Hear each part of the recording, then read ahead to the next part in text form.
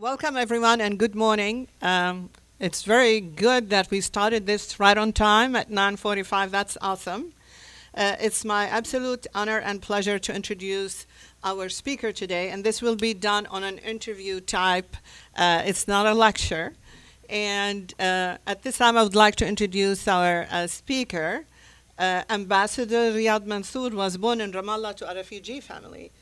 Dr. Mansour was appointed ambassador and permanent observer of Palestine to the United Nations in 2005, a title that was changed to the State of Palestine in November 2012. After Palestine was admitted as a non-member observer state by the UN General Assembly. Dr. Mansour started his diplomatic career in 1983 as the deputy permanent observer of the PLO to the UN. Dr. Mansour moved to the US in 1967 and obtained a doctorate in philosophy and counseling from the University of Akron in Ohio in 1977. Welcome, Dr. Mansour. Thank you. I guess we graduated around the same time and a few others here too. All right. So the first question that I have for you is, with Nikki Haley leaving the UN, she announced that she's going to resign.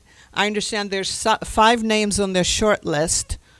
What's your input on that, and where do you think this is going? Thank you, Rima, for the introduction, and let me, before I respond to the question, express my gratitude to many of my friends in the ADC and the ADC organization and their leadership for inviting me for the second year in a row to participate with you in this very important conference. And I had a long relationship with the ADC. I don't claim that I was among the founding members, but Senator Abu Rizq and those who played a significant role with him at that time all were and are friends of mine, and I am delighted that I was in there as an associate with them in building this very important organization, and also in trying to help Arab Americans to be an important political force in the U.S. arena, and to cater to the needs of our community, whether they are in the area of human rights, the area of fighting against discrimination, or in the areas of being a political force that can influence public opinion in the United States as it relates to important question that the community cares about, and I am sure that on top of the list is the question of justice for the Palestinian people. Having said that, I was hoping that the first question is not a question related to Ambassador Nikki Haley. She selected to leave her post after less than 2 years of being the ambassador of the United States to United Nations. I often raised the issue, including in press conferences outside the Security Council chamber, and it was quoted in many newspapers, including the New York Times. I always used to wonder why Ms. Haley was more Israeli than the Israelis themselves. So that tends to summarize the situation with regard to this specific American diplomat representing the U.S. At the United Nations. Of course, the environment at the United Nations is supposed to be a cordial environment in which ambassadors deal with each other with respect on the basis of trying to find solutions in a peaceful way to complicated issues facing humanity. Some who want to deviate from such important tradition would be acting in a way that is not congruent with the atmosphere of our operation at the UN. And in fact, I said something to that effect when she first came to New York, and when she said things of the nature that there is a new sheriff in town, and the reason why she wear high heels, not for fashion purposes, which is an idea that she repeated before that in her election in South Carolina governorship. But be that as it may, our issue is not personal with the U.S. administration. Our issue is related, to policy. We are extremely disappointed, I can even say outraged, when the current U.S. administration deviated from established policy of the United States since 1947 as it relates to the question of Jerusalem, and decided unilaterally, illegally, and in a very provocative way to recognize Jerusalem as the capital of the State of Israel and to remove the embassy from Tel Aviv to Jerusalem. And also the United States is the party that legislated Resolution 194 in 1949, calling for the right of refugees to return and compensation, and they played a key role in the adoption of the resolution that led to the formation of UNRWA and continued reiterating these resolutions for tens of years until Oslo, in the case of UNRWA until recently.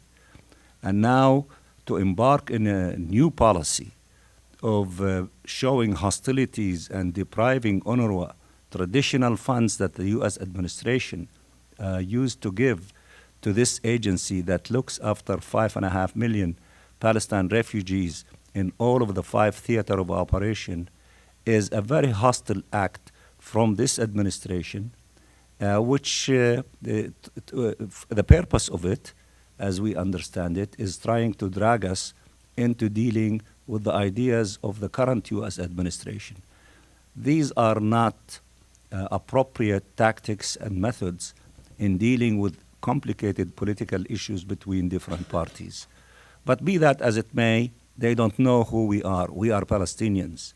If you try to drag us in this repulsive way to engage in the discussion of Mr. Trump ideas, they're not going to succeed. And we are all, as we say in our culture, we are all khalayle, and which means that we are all stubborn, and you cannot deal with us in that manner. So this is the story, briefly, of Ambassador Haley. I'm sure that she has her own ambitions and agenda moving forward.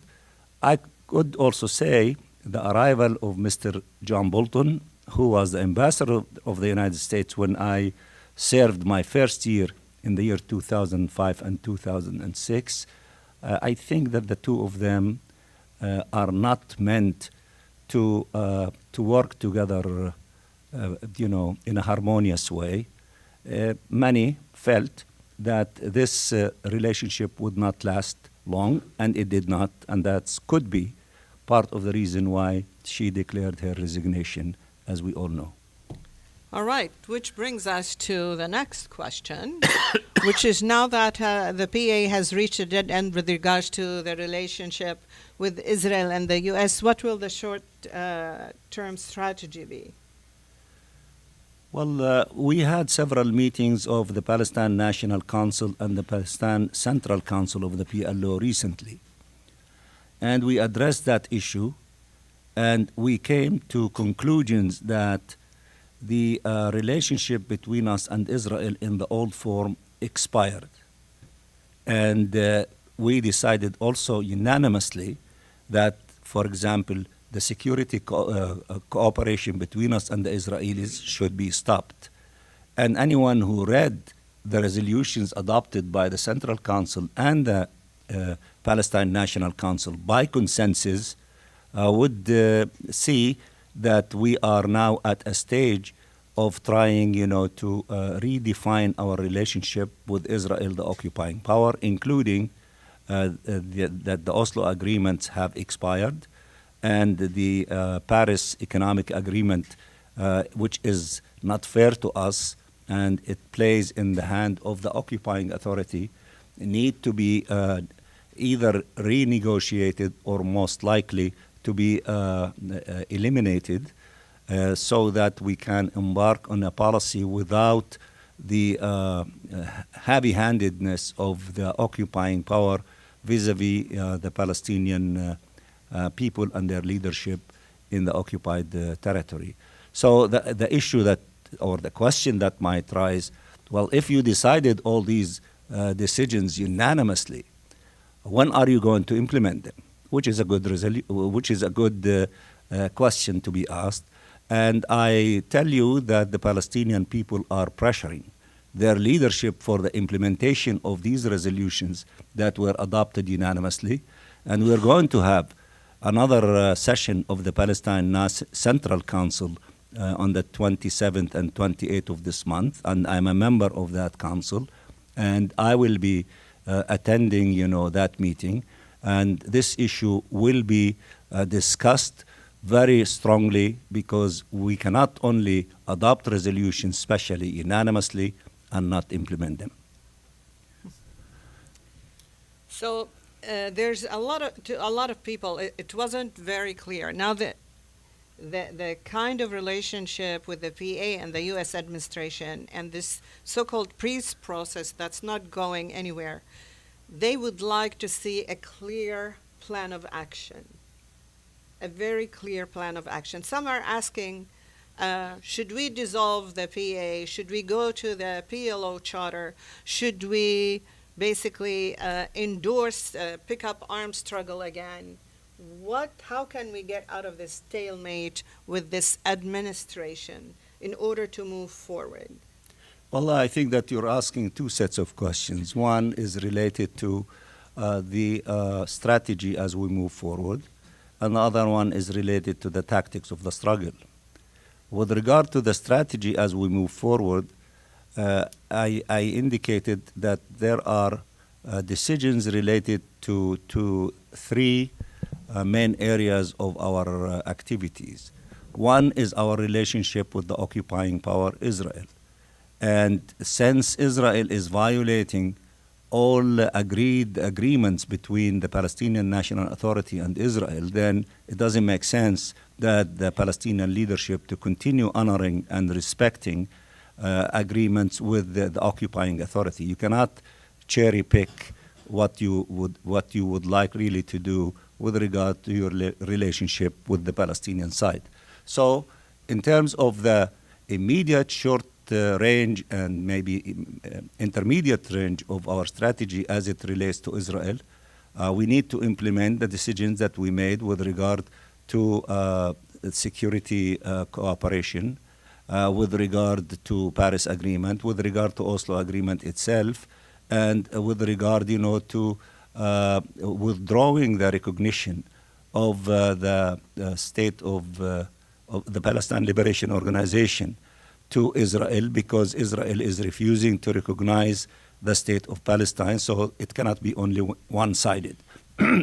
So these are the kind of ideas that need to be implemented as we move forward, representing with regard to Israel the immediate and medium-term strategy. With regard to the United States of America, we have declared, not to have any relationship with the U.S. administration officially since the 6th of December of last year, when the United States declared Jerusalem as the capital of the State of Israel, and they took the following steps. Of course, the U.S. administration is showing hostilities against us, not only with regard to Jerusalem, UNRWA, refugees, settlements, but the list is long, including, of course, shutting down our office in Washington, D.C. These are the steps that have been taken by the United States, and they tell us, how can you refuse the initiative of President Trump without seeing it? You don't need to be genius to know what could be in that initiative by President Trump when Jerusalem is off the table, when the refugees off the table, when UNRWA is off the table, when the two-state solutions off the table, then what is left on the table to negotiate? So this is the status of affairs between us and the United States. And I can say with a high degree of certainty that there is a very strong unified position by the Palestinian leadership and the Palestinian people in general not to deal officially with the U.S. administration in Washington, D.C.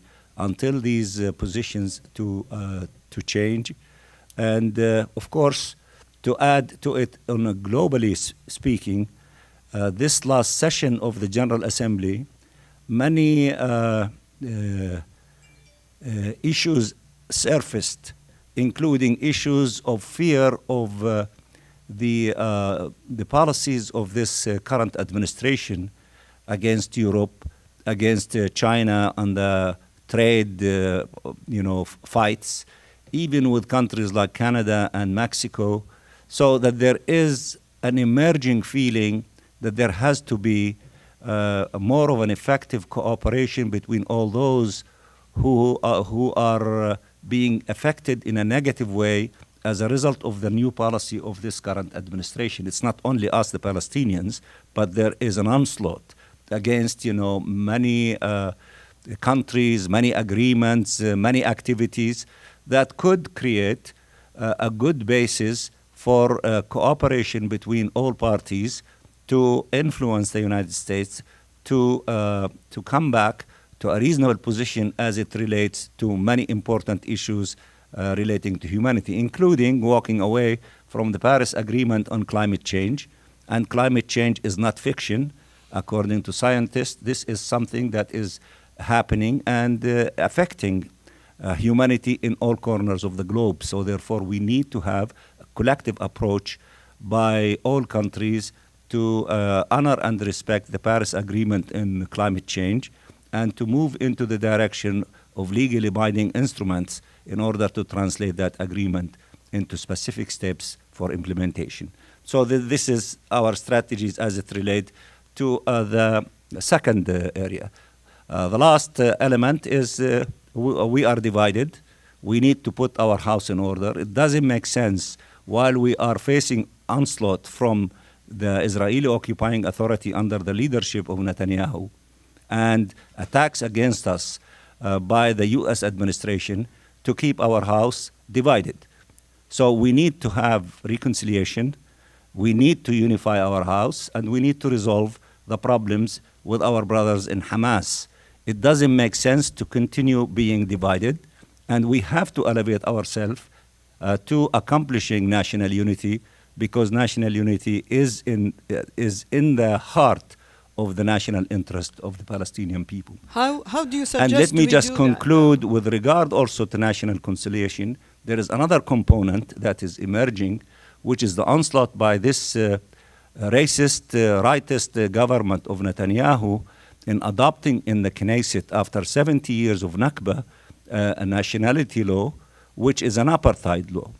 And apartheid in the history of humanity was tried in more than one place and defeated in more than one place. For those of you who are good students of history of the United States, once upon a time in this country, not too long ago, humans were bought and sold in the market during the time of slavery. Then after the Civil War, the Jim Crow law, which discriminate under different kind of camouflage, but nevertheless, there was a system of segregation, meaning differentiating between people on the basis of the color of their skin. That format of discrimination, quote unquote apartheid, was defeated in the United States of America by the struggle of all segments of the population during the famous struggle during the civil rights movement. The other place where this awful phenomena was tried in South Africa. And it was tried for almost 50 years.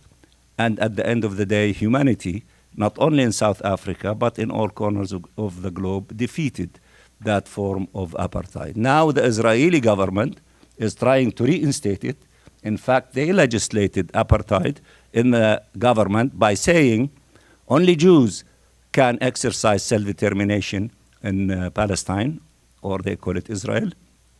And others do not constitute anything other than groups or individuals, and the Arabic language was downgraded, not as an official language. And the Israeli government said that it is our duty, the government duty, to entrench the Jewish presence in all parts of the land of Israel. And by what they mean by the land of Israel, it's all historic Palestine, including the West Bank and Gaza, which they refer to it, Judea and Samaria. So that kind of also onslaught against all of us, not only against our brothers and sisters who are citizens of the State of Israel, but Palestinians, but against all of us, and we have a collective duty in order to defeat, for the third time in the history of humanity, this form of apartheid. These are parts and parcel of our strategy as we move forward. If you ask me, well, is this a well-defined strategy? Well, maybe I am among the few that can articulate it with this clarity among the Palestinian leadership. Maybe others might not be able to articulate it in this manner. But believe me, I am in the trenches, especially at the United Nations, and these are the details of our strategy as we implement it at the United Nations. Thank you, thank you. But I want to follow up on what you said about us being divided, and it's about time, and that time should have been a long time ago. What are the concrete steps to make us a unified power, the Palestinians a unified power? What are the concrete steps? We've been trying for a long time. We had several agreements between the different political components working on national unity. Some of them are well known that we've accomplished last year. And in this regard, we are grateful for our brothers in Egypt who are playing a very important role in trying to mediate and to help us to accomplish that objective. What we need to do is to honor and respect these agreements and to implement them in good faith so that we can give the option of unity a better chance of succeeding instead of giving the option of division the stronger hand of being entrenched in place. It is the duty of all of us to keep pushing that united we stand, divided we will fail. And I believe that the Palestinian people need to pressure their leadership in order to succeed in the file of national unity. Okay, thank you. Now to the biggest questions, then I'll come back to the role of Palestinians here in the U.S. The biggest question is, who's after Abbas? Are we going to have elections, no elections? What about the right of return? What about the diaspora Palestinians and their voting powers? So can you tell us a little bit about it? Again, you're asking many questions. And then in one of the questions that you asked me before, I said that the strategy, and I did not deal with the tactics of the struggle because you asked me about, armed struggle as a tactic of the struggle. I can say with high degree of objectivity, although we have the right to use all tactics of the struggle that is legitimate and approved by international law, nevertheless, the general mood among Palestinian political forces at this stage is to continue with the non-violent method of struggle against occupation. That does not mean that that will be the case all the time. Once upon a time, we used to have as a key method of our struggle as armed struggle. Then we decided that at this current stage, and this stage has been in place for a period of time, to have more of non-violent struggle. That doesn't mean that we don't have the right to defend ourselves. For example, like, when they attack us, as they have done several times in Gaza, we have the full right to defend ourselves. It's not only Israel, as they claim, to defend itself. Israel is the occupying power, and the occupying power has no right under the so-called defending itself because it is the occupying the land of others. We have the right to defend ourselves when we are attacked and when we are, facing situations as we have faced, at least during the last 3 rounds of wars of aggression against our people in the Gaza Strip. So that the issue of the tactic of the struggle, we collectively, as political groups and under the umbrella of the PLO, we decide on it. It is not like a set in stone form of struggle. We learn from others. For example, Nelson Mandela, the champion who defeated, apartheid in South Africa. At one stage of his struggle, they were using armed struggle. At the later stage of their struggle, they resorted to non-violence. These are different forms of struggles as long as you find a ways to lead you to the end of occupation and the independence of the state of Palestine. Now you asked me About Abbas. They asked me at one time. I was in this program in BBC. The interviewer is very how do you call it, aggressive. What's the name of that program? It's tough talk, hard talk. Hard topic. Hard talk. He asked me that question, and I said, well, the founding father of our contemporary national movement is Yasser Arafat. And when Yasser Arafat was on the verge of death, maybe some people thought, what are we going to do? Who's going to replace him? I believe that the Palestinian people are very resilient people. When we face that situation, we will be able to improvise. We will be able to select somebody to lead us in the following stage. After long life of our President Mahmoud Abbas, if we face that situation in the future, I am confident that the Palestinian people will be able to deal with that situation and will be able to select the appropriate leader to take us in the following stage. Now, with regard to the other part that you asked of your question, which I forgot, you asked about the next. Let me ask. You published quite a few studies. The elections, okay. Yes. Of course, election is a very important thing, and we had elections in the occupied territory when Chairman Arafat returned to the occupied territory. And then we had elections to elect President Abbas, and we had elections to elect the Palestine National Legislative Council in the 90s and in the year 2006. I believe that we need to go to election.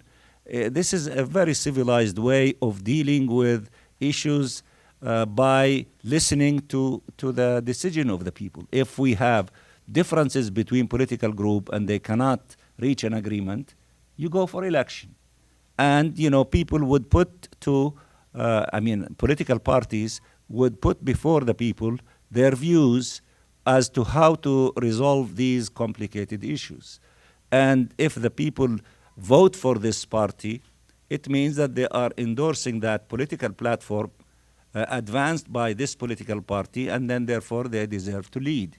If they do not succeed, it means that the people through voting, they select another party. I believe that it is high time for us to have elections across the board, to have elections for members of the Palestine National Council, to have elections for members of the Palestine Legislative Council, and to have election for the post of president of the Palestine National Authority. And I believe that part of the national unity discussion is that if we agree into how to deal with this division and to put an end to it, then we need also to agree within a short period of time, maybe 3 to 6 months, to agree on a date to have all these forms of elections. And we need to honor and respect the results. And that would be the position of the Palestinian people that should be respected. And whoever wins the election should be allowed to take the lead and to take the leadership in determining the course of the Palestinian people in the future. Okay. This time, let me do it. Okay. The Palestinians in the diaspora and their voting Yes. rights. You see that our situation is a complicated situation. In the occupied territory, we succeeded in having elections in the past sort of we established a tradition of having elections in the occupied territory. We also agreed unanimously that for members of the Palestine National Council, which is the parliament of the PLO, that in any place where we can have elections, we should be able to conduct elections for members of the Palestine National Council. Of course, you should know that in some of the Arab countries where we have people living in the diaspora, the issue is extremely sensitive, and it is not in the interest of the Palestinian people or these countries to try to divide the people in these countries between those who are Palestinians and those who are, citizens of the country in which we are living with them. So we need to take all these issues into consideration and to agree into the most, responsible way of dealing with election. But the principle, we should have election in any place that we can have it directly from our people without creating any additional problem for our people and our leadership in any country, especially Arab countries. So I will have a voice. I can vote as a Palestinian American? In my opinion, that could be a rallying, organizing method for Palestinian Americans to be involved in elections through, registering the names and doing elections here. I don't expect, although, I don't know, that the U.S. administration would oppose the Palestinian community in the United States to elect their representative in the Palestine National Council. And I think it would be a healthy way to go through this process of electing, the candidate of the Palestine National Council in a place like the United States. Maybe in Chile, we could do the same. But in some of the Arab countries, it might be more problematic and complicated. We need to find ways, creative ways, where they will be represented without offending anyone and without creating any additional hardship to our people. Also, you asked about the right of return. You see, our rights is a package. Now, what is the package? It's our inalienable national rights of the Palestinian people, is our right to self-determination, our right to statehood, meaning the independence of our state with East Jerusalem as its capital, and the right of the refugees to return and compensation. This is the package of our rights.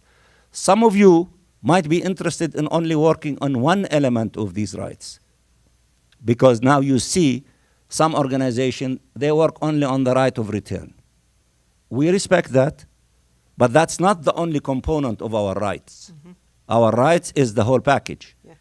For me, as representing the Palestinian people and their rights at the United Nations, I legislate through resolutions all aspects and details of the right of the Palestinian people, all of them, without ignoring or dismissing a single right of our rights. All right. A question that I have is, you have wrote a whole bunch of studies and articles, you published them, about the Palestinian community here in the U.S. What do you expect the Palestinian community to do here in the U.S. in order to help achieve this package, the whole package that you're talking about? It is true that I wrote a lot in that field. Some of it dates back to the early 80s. Let me say that the Palestinian people in their own way discovered methods of trying to organize themselves. One of the oldest and most famous organization is the Ramallah organization, which they started organizing people from that city in Palestine from the early 50s. Now, we have many organizations active among the Palestinian community in the United States. I think that the wise thing to do, not anyone to claim that they are it and the others are no good. I think we need to be creative in trying to consolidate and to collaborate with all these organizations without anyone stepping on the foot of the other one, so that we can bring what unify us versus what divide us. In this connection, life is teaching us that there are issues that need, to make us more effective and more present in terms of our struggle in the United States. I'll give you examples.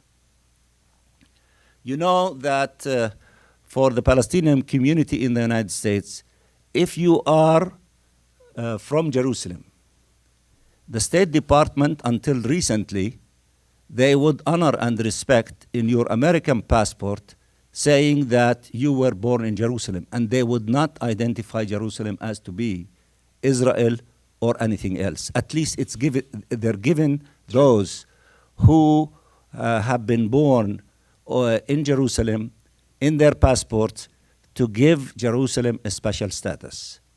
If the State Department, which it seems that it might be reviewing that policy, and if we have maybe 5,000 or 7,000 Palestinian Americans, or maybe 10,000, I don't know the number, who have that status, and they want to force them to say that they were born in Jerusalem, Israel, don't you think that this is a good material for unifying all efforts from all organizations, including the ADC, to fight for the right of Palestinian Americans who have connection with Jerusalem, born in Jerusalem, to maintain that special status of being Jerusalemite and not to accept to be from Jerusalem, Israel? That's one example.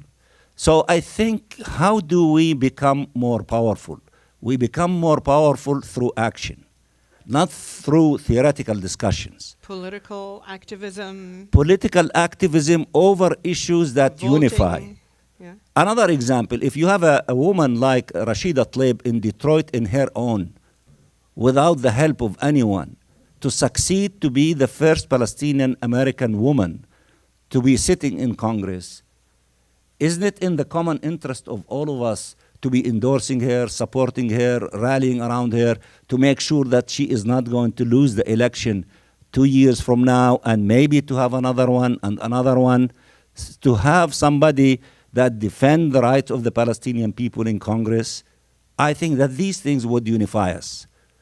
Meaning that if we want really to make all these organizations not only separate islands operating on the issues of importance to each of these organizations, let's look around 1 or 2 or 3 items that could galvanize the power of all the parts. And as they say, the whole is much greater than the summation of the parts.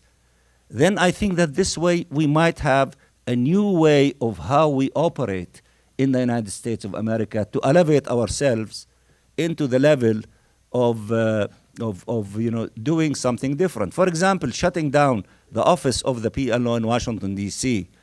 And this issue, it is like a non-issue among the Palestinian American community or the Arab American community. It reflects, a sad, state of the affair. Now, while if this was, outraging a large number of community, it is conceivable that on the day when they shut it down, there might be 1,000, 2,000, 3,000 people, 10,000, whatever, to show that there is, a reaction from the community in the strongest possible way to send a strong political message to the United States of America. Of course, I don't want to lecture you about the things that you know better than me.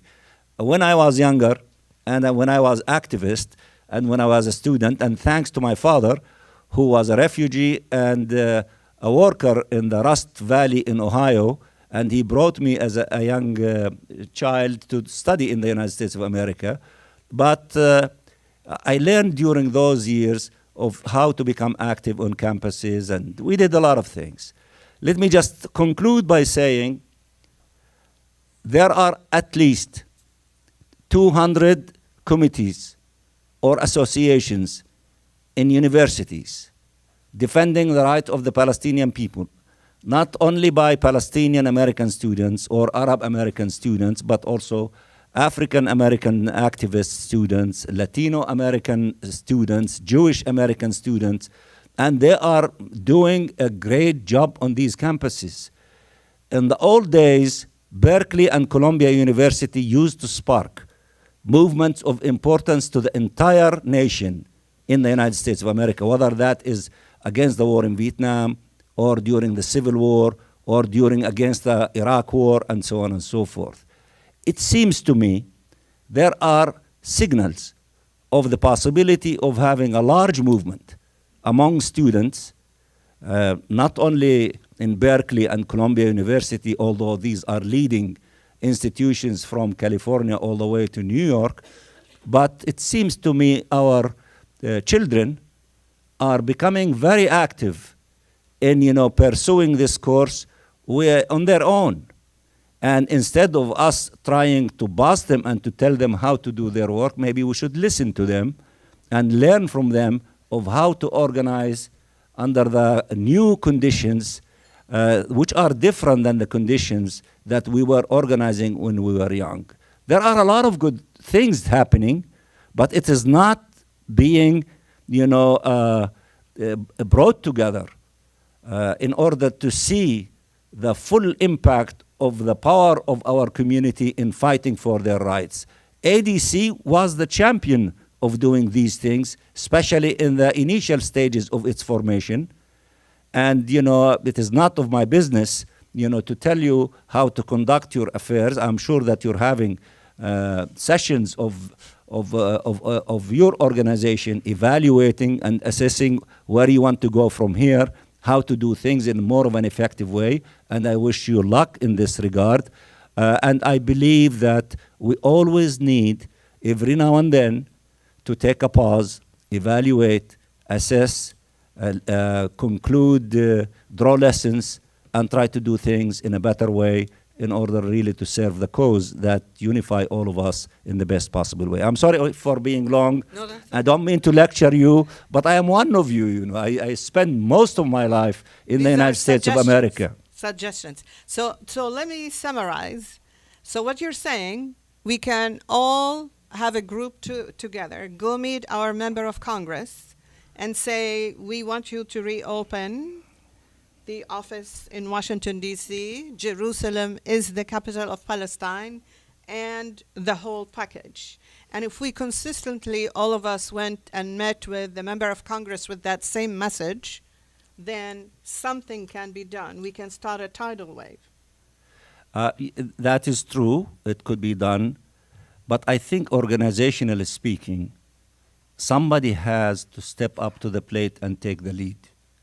If it is ADC or any other organization, not to negate anyone, not to replace anyone, but to say that this is the time for us to try to collaborate and to coordinate our work in one issue, maybe two issues that unify us, not to divide us, because we cannot continue to operate as isolated islands. Absolutely. To operate as isolated islands, you look around yourself and you see a smaller number of this organization or that organization, then that is not raising your morale. But if, for example, 50 or 60 organizations to meet, and look at the Jews, how they operate. They have a council of major Jewish organizations.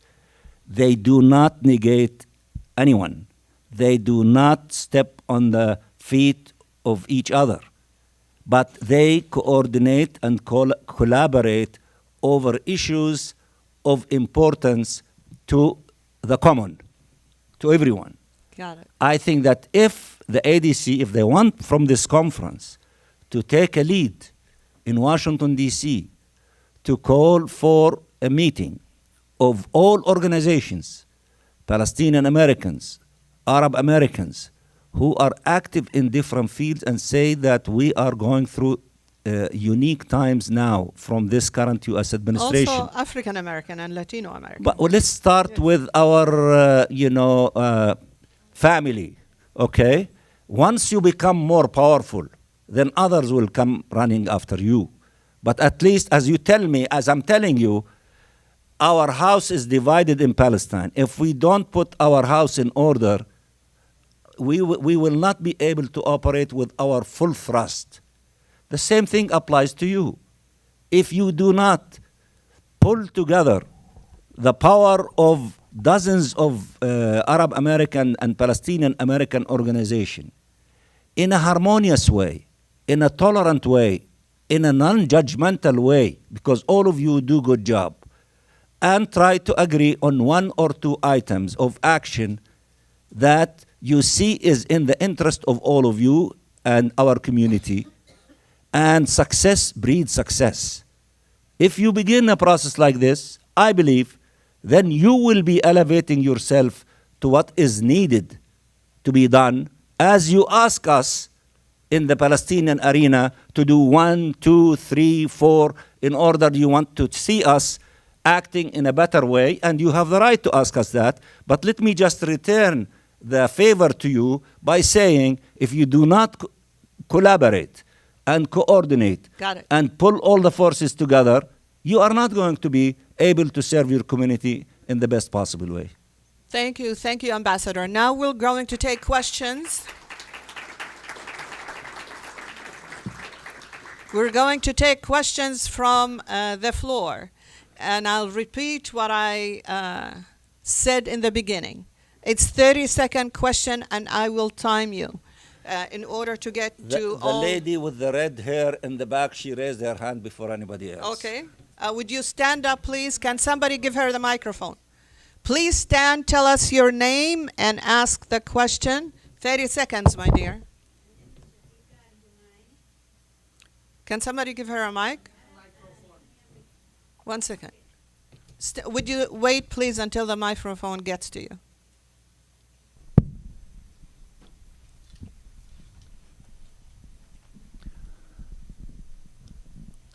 Okay. My name is Shafika Al-Gumai, Arab American from Yemen. Closer to the mic. All right. So do you hear my name? I'm sorry. Okay. My question is, can we start first?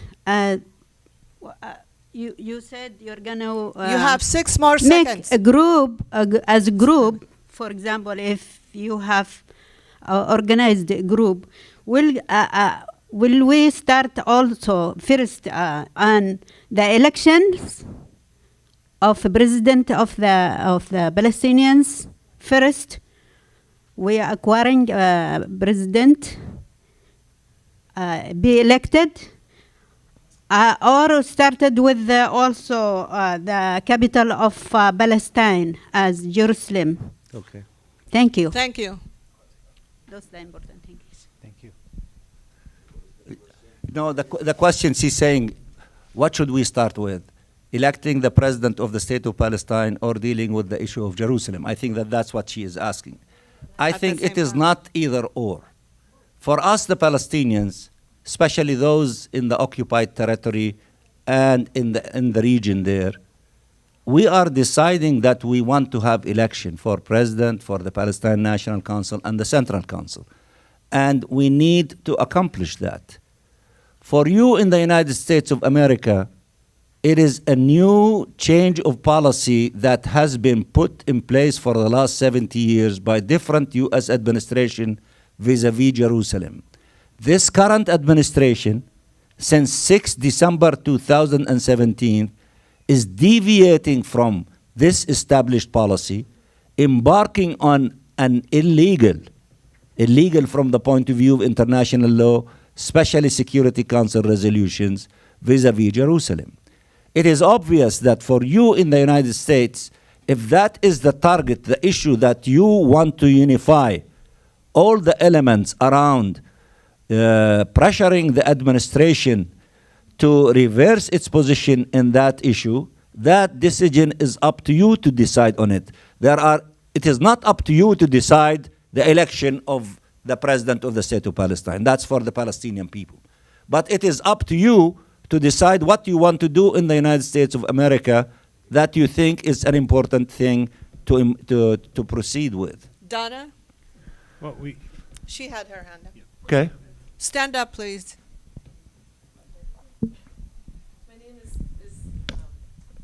My name is Donna Baranski Walker, and I'm from a nonprofit that sends solar lights to Gaza, and I was there just 3 weeks ago.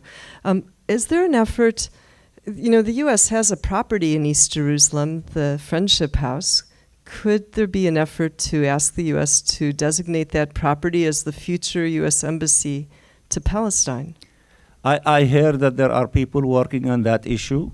If you think that you want to build a campaign on that in the United States of America, it's up to you to decide on what you want to be the issue that will bring as many forces and groups together. But if some organization, one or two, they want to work on that issue alone, all power to them, you decide. Right here. Good morning. morning. Haytham Faraj. What is the Palestinian Authority's position on the normalization that we're seeing by other Arab countries, specifically Saudi Arabia and United Arab Emirates with respect to and Bahrain with respect to the Israelis? And second, where does the Palestinian Authority get its legitimacy to have a security apparatus that prevents other Palestinians from carrying on an armed struggle, especially when you bring up the ANC as an example? The ANC dropped armed struggle, but they didn't prevent anybody else from, of course, struggling. Thank you. That was 21 seconds. Very effective. 2 questions.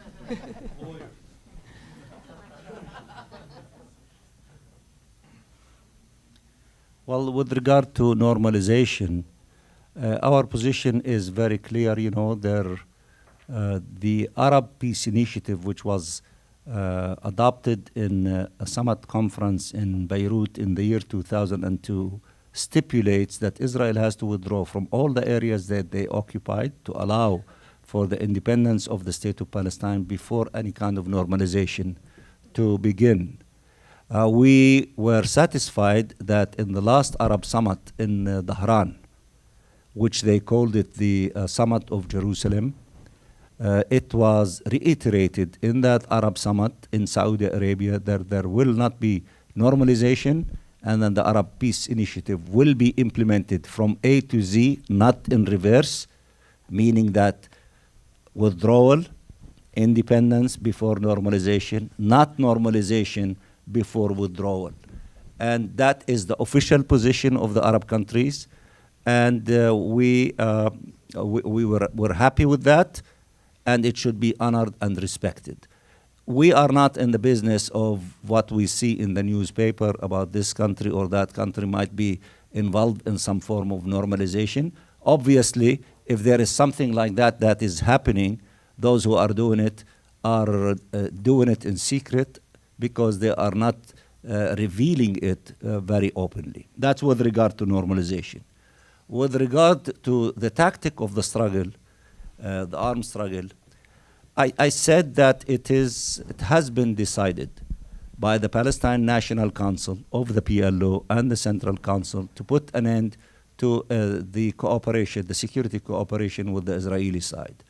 With regard to the armed struggle, there is a general understanding between all political groups within the PLO and even outside the PLO, including Hamas and Jihad, that they are now at a stage of not using armed struggle. That doesn't mean that there is no point of view among the Palestinians or among trends within political forces that they want the revival of armed struggle. There is a trend like that. It should be respected, but the official position, as reflected in the bodies that reflect all of us or represent all of us, whether it is the PLO in one hand or our brothers in Hamas in the Gaza Strip, that they're saying at this current stage they do not want to embark on that form of, in that specific tactic of the struggle, and one should respect it. Now, that doesn't mean things are set in stone. And even in the case of South Africa, the ANC put an end to it, but the PAC disagreed with them on it for a period of time. Then even the PAC, after a period of time, they came to the conclusion that the time for armed struggle is over and to pursue political struggle. These are also examples from history that we respect. There's a There's a couple few more. We're people. going in order. Yes. نبيل كيلاني من صفد فلسطين. The PA came to existence as a result of the Oslo Agreement. In those years, Israel has enhanced its position on security and on settlement, among other things. Today, why do we need the PA? As a Palestinian, I feel very strongly that it is degrading our national interest. Well, I hear your position, but let me just say that there were, with regard to Oslo Agreement, many among us that at that time disagreed with the Oslo Agreement and resigned from their positions. Some of the names, you probably know them. And part of the reason why they resigned from their post, because they said at least in two areas, the Oslo agreements were not crystal clear. One of ending the occupation, meaning Israel to acknowledge that it is an occupying power and therefore to negotiate the end of occupation. The other one is to stop settlement activities. So we had that disagreement, and the majority were in favor of pursuing the implementation of Oslo Agreement. Of course, the authority, the Palestinian National Authority, was established as a result of the Oslo Agreement. Many of us who were opposing the Oslo Agreement, after 10 or 12 years from that position, new realities were created on the ground. One of the strongest element in defending those who were defending the Oslo Agreement is saying that they brought 600,000 Palestinians from the diaspora back to Palestine. And that is a fact that you cannot deny, okay? I was among those who resigned because of Oslo. And I was the one, after 11 years, that accepted to take the post where I am at the, at the United Nations. Because in the year 2006, all political groups that were opposing Oslo participated in the election in the year 2006, which of course they could not deny. Some of quote unquote the positive things, especially the return of about 600,000 from the diaspora back to Palestine. Of course, the thinking of Chairman Arafat, he said that I was able to change things in many places. Just let me return the forces and the cadres and their families and everyone, and I will be able to deal with the Israelis. He gave their life, his life, in not yet accomplishing independence. But you cannot deny the fact that you have 600,000 people that return to the occupied territory. Now the issue of dissolving the authority. What is that issue? Some people think, and for example, some of the leaders in the current leadership, oh, we want to throw the keys and dissolve the authority. And those who act in that manner, they think that the dilemma of the authority is a personal dilemma. But when you bring all those hundreds of thousands of people and build structures in the occupied territory and build governments and responsible for schools and responsible for the daily life of people, you can make any declaration as you wish. But who is going to run the affairs of all those people? Now, these issues are not an abstract theoretical issues that one can discuss. This adds to the complexity of the discussion. Some say now we need to debate the functions of the authority, because nobody is suggesting pick up the 600,000 and let them, leave the occupied territory. And you as leader, you have to be responsible to deal with the life of those that came back and those who stayed in the first place in the occupied territory. It's complicated, it's not simple, and I'm giving you this objective analysis from a person that resigned because of Oslo. And I left my public post for 11 years. And even when I had discussion with those which became fashionable, we will throw the keys to the Israelis and dissolve the authority. I said, listen, to those whom I used to argue with them, I resigned because of Oslo, and you did not. And now you're telling me you want to throw the key, you're making it a personal issue. If your issue is that you are fed up, you can resign and go home. But we cannot abandon our people as responsible leaders. We need to find ways of how to deal with this complicated situation. Those who say that we need to work in the functions of the Palestine National Authority, I think that makes more sense than just to throw a catchy phrase. Let's resolve the authority. That is a catchy phrase. But I am talking to you in a responsible way. Although I am not a leader in Ramallah, I am leader at the United Nations here in New York, but I am responsible enough, mature enough to differentiate between what hurts our people and what defend the rights of our people. I think that he has a question here. Thank you. We had, One second. We're going to end with Dr. Elia. We had a question here, We and have then a question here, and the Yep. young lady here, and then one there, and we're ending with you. Hi, my name is George Sedan. My question is, you mentioned in your talk that the Palestinian leadership and the Palestinian people are in line. How do you measure and qualify that both of them are in the same line when it comes to decisions? My second question is, you mentioned as well that the National Council and the PLO has decided many times significant decisions recently. What we have seen is that the decisions have been taken once and twice and three times. Why do we need to take them over and over rather than implementing them? I'll start, with the last one. It is, a good point. We cannot just keep deciding the same thing without implementing them. They need to be implemented. And the pressure has to be intensified in order to implement these resolutions. With regard, how do I know what's in line? You see that when we, the Palestinian people, and when I say the Palestinian people, I do not speak on behalf 100%, because no government speaks on behalf of 100% of the people.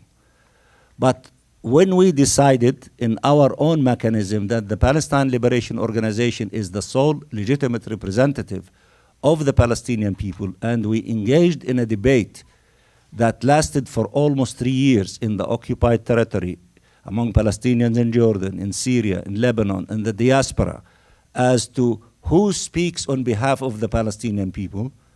And if you don't want 100%, but the great majority among us, especially those who are organized, including in trade unions and in student organizations, in women organizations, in all of these organizations, came to the conclusion that yes, the PLO is the sole and legitimate representative of the Palestinian people. And we went to a summit, Arab summit in Rabat, and the Arab leaders approved that characterization of the PLO as the representative of the Palestinian people. And we came during the time of Chairman Arafat to the General Assembly of the United Nations, and we had an observer seat for the PLO in the General Assembly in the capacity of the representative of the Palestinian people. So if you have structure like this, like in Congress, in the United States of America, you have in Congress the Republicans are about 23 seats more than the Democrat in the House, and in the Senate, they are more than them by 2 seats. Then, you know, when you debate certain issues and you adopt a decision, it is the position of the majority in either the House or in the Congress. And they speak on behalf of the American people. They don't speak on their behalf 100%, but this is how things are structured. We are structured in the same way. The PLO speaks on behalf of the Palestinian people until or unless the majority of the Palestinian people decide otherwise. And I said that that could happen once we have election if there is among the Palestinian people majority in the Palestine National Council who have a different point of view than the current political platform of the PLO, then that political point of view would become the position of the majority of the Palestinian people, and therefore it will be the policy of the Palestinian people.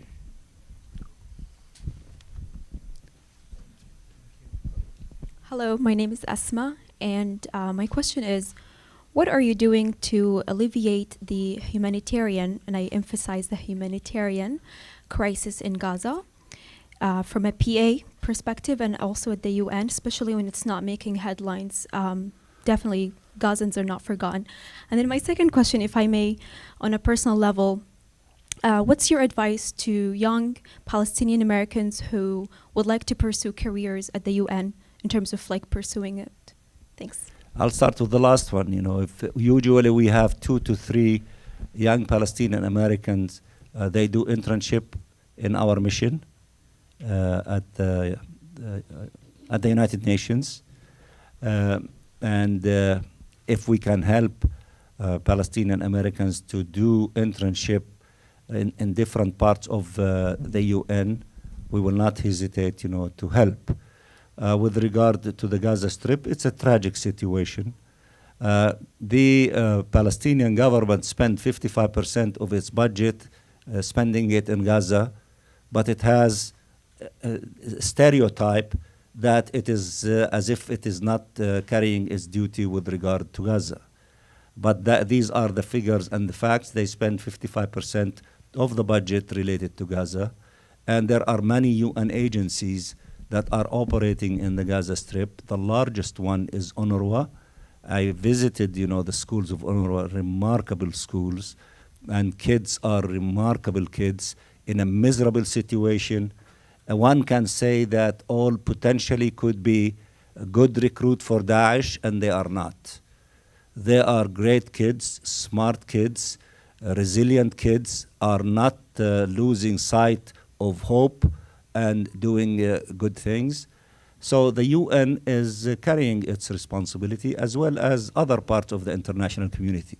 But the blockade by Israel is destroying Gaza, is not allowing the economy to move forward, and we need to put an end to this blockade and to lift it and to allow, you know, Gaza to live as normal as possible through movement and access of people and goods in and outside Gaza, so that we can see the beginning of changing that tragic situation that our people are going through in the Gaza Strip to more of a humane, you know, situation until we put an end to occupation and enjoy our independence. The question here. You know, the UNRWA, I sit on the advisory board of UNRWA USA. With all the budget cuts, it's been very challenging to try to help the humanitarian crisis in Gaza. But there's a lot of organizations like ANERA and the Rebuilding Alliance that are very active there, and they're helping in quite a big way. Before, since, you know, you raised the funding, you know, the United States of America this year cut off $300 million from the money that they usually give to UNRWA. And we succeeded with all of our partners, not ANERA and not friends of UNRWA, which we appreciate what they do. We had to come up with $450 million deficit. We organized so many conferences in Rome, in New York again, and in other places. And I'm proud to say that we were able to cut down the $450 million deficit into around $60 million deficit. My colleague, our ambassador in Canada, just called me this morning and told me that the Canadians announced that they are giving $62 million more to UNRWA, which means that we will not accept the blackmail of the United States of America of starving UNRWA and our children. We will find ways in order to fund UNRWA, and we will find ways in order to allow UNRWA to continue carrying its mandate in all of the refugee camps, especially in the Gaza Strip. But there will be no need for UNRWA if we can get to the root cause of the problem, which is the occupation. That's the true. gentleman here. My name is Kalam Shaban. I just would like you to shed some light about what the status of the Palestinian issues versus the changes now happening in the Arab world, Saudi Arabia and the alliances, and in the middle of that, the Palestinian issue becomes secondary. Do you have a 30-second question, sir? Yeah, that's why. Shed some light on this issue. Okay. You see, I know for a fact that the Middle East is burning. It's an understatement to say that. Look at what's happening in Syria, in Iraq, in Libya, in Yemen, just to name a few of them. So some of our Arab brothers, let's say for objective reasons, are concerned about some of these things that are happening, and also concerned about the plans and activism of Iran in that region. So when you are busy with issues like that, it goes without saying that some of your energy, which you used to spend on the Palestine question, is being spent in a different area. Does this mean that they are not interested in the Palestine question? I referred to the Arab Summit in Saudi Arabia. They called it the Jerusalem Summit. All the things that we asked for were granted. Saudis gave $50 million to UNRWA extra. And they gave to Al-Quds $200 billion to defend the holy sites in Al-Quds Sharif. I don't have reasons for me to try to invent problems with our Arab brothers. What we're trying to do, we are trying to minimize the attacks against us from so many directions. It is not in our interest to try to add more to our agonies and to our problems. If things are imposed on us, we will defend ourselves. But if they are not imposed on us, responsibility and wisdom would dictate, don't create new problems for yourself. We have plenty enough problems that we are facing. That is a pragmatic, responsible way of dealing with these issues. I know it is easy in a place like Los Angeles or in the United States of America to have an opinion about everything. You have the right to do so. But responsible leaders, before they express any opinion about any issue, they have to see how it affects their people and not to bring additional agony to them.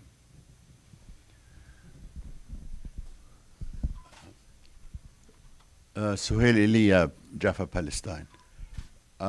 Since the United Nations has said that there are 12 million Palestinians, 5 of which live in the occupied territory, and 7 in the diaspora, and since we know that the very existence of Israel depends on support from America, we don't, as Palestinians, have critical mass to change policies in Israel.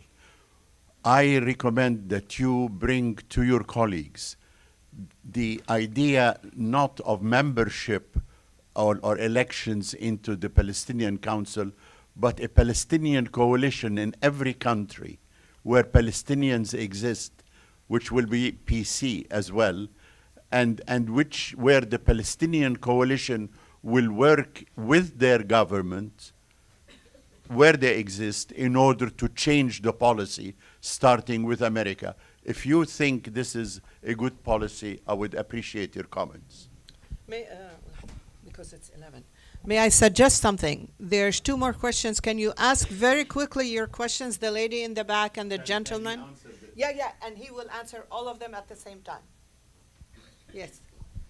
Very quickly. My name is Mohammed Aoude. My first question is, how do you evaluate Jordan-Palestinian relationship in the light of the Trump's deal of the century with the ambiguity of the two-state solution? And my second question, do we really know what is in the Trump's deal of the century? Thank you very much. And the lady in the back, and we're sorry we're going to exceed 11 o'clock, maybe by a couple of minutes. Good morning. My name is Widad Saleh Shlota, American Iraqi. Can you comment on the latest unfortunate news of journalist Jamal Khashoggi? Thank you.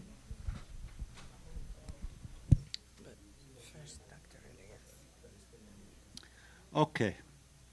With regard to coalitions in the different countries worldwide by Palestinians or Palestinian from origins from Palestine to do coalition work, we encourage that. In fact, we are trying very much to see a revival of coordinated work, not only by Palestinian organization, for example, in the United States of America, but even if they can expand it to include Arab American organization, because they have many things in common. We believe, and to try to influence the U.S. administration vis-a-vis justice for the Palestinian people and the issues that we talked about, Jerusalem and other. Well, what I'm saying is we got I'm sorry to interrupt. Yes. We just have a few more minutes to wrap up the question. Yeah, but what I'm saying is that we encourage any form of collaboration, coalitions, working together to around certain issues in all places, including in the United States of America. We do. The Jordanian-Palestinian relationship is really good. We are so close. In so many obvious ways, and they're clear to everyone, and there is no need for me to enumerate them. Do we really know what's in the deal of the century? I don't know whether you were here or not, but if Jerusalem is off the table, refugees off the table, UNRWA is off the table, settlements off the table, we don't need to know what is left in it, because we believe that there is nothing left on the table on this thing. Of course, there are those who advise us, wait to see. Wait to see it and count till 10 before you reject it when you see it. The essence of all these advices is in reality to engage with the new U.S. policy after all this damage that was created, and we are refusing to do so, and we will not do so. Now, with regard to the Khashoggi, I am not qualified, to respond to this question. Look for others who might have information, either in Turkey or Saudi Arabia or in the United States. I'm extremely busy at the UN, and that is my domain. And if you ask me about things related to the UN, I'll be more than happy to respond to them. Again, thank you very much. Thank you. You are a good crowd. Thank you. Thank you so much for coming here, attending the lecture.